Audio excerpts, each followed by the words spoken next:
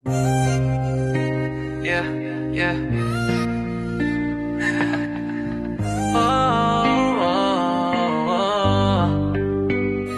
Ginuhit ang letrang para ihalal bilang presidente.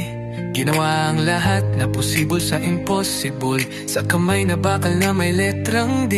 Para lahat maging komportable, tiniis ng letrang D para magkaroon ng demokrasi.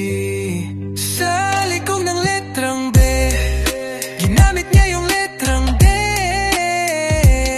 para siya ay maupo bilang presidente.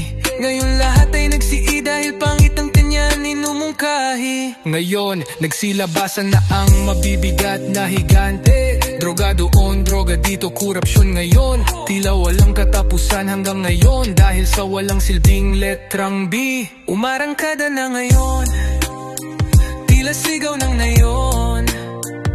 Duterte pa rin ngayon, Pilipinas. Binuklad ng letrang B ang Pilipinas para magkaroon ng lunas. Ginawang tama ang mali para magkaroon ng sanhi. Samahan nating ibalik, isigaw Duterte pa rin.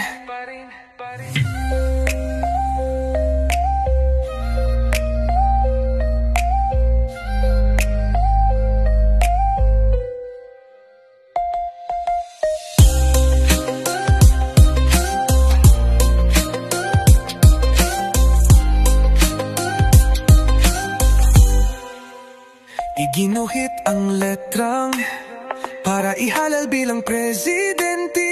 Ginawa ang lahat na posible sa impossible, sa kamay na bakal na may letrang D. Para lahat maging komportable, tiniis ng letrang D para magkaroon ng demokrasi. Sa likod ng letrang D, ginamit niya yung letrang D para siya ay maupo bilang presidente. Ngayon lahat ay nagsihi dahil pangit ang kanya ninumungkahi. Ngayon nagsilabasan na ang mabibigat na higante. Droga doon, droga dito, korupsyon ngayon. Tila walang katapusan hanggang ngayon dahil sa walang silbing letrang B. Umarangkada na ngayon, tila sigaw ng nayon. Duterte pa rin ngayon, Pilipinas. Binuklad ng letrang D ang Pilipinas para magkaroon ng lunas. Ginawang tama ang mali para magkaroon ng sanhi. Samahan nating ibalik, isigaw Duterte pa rin.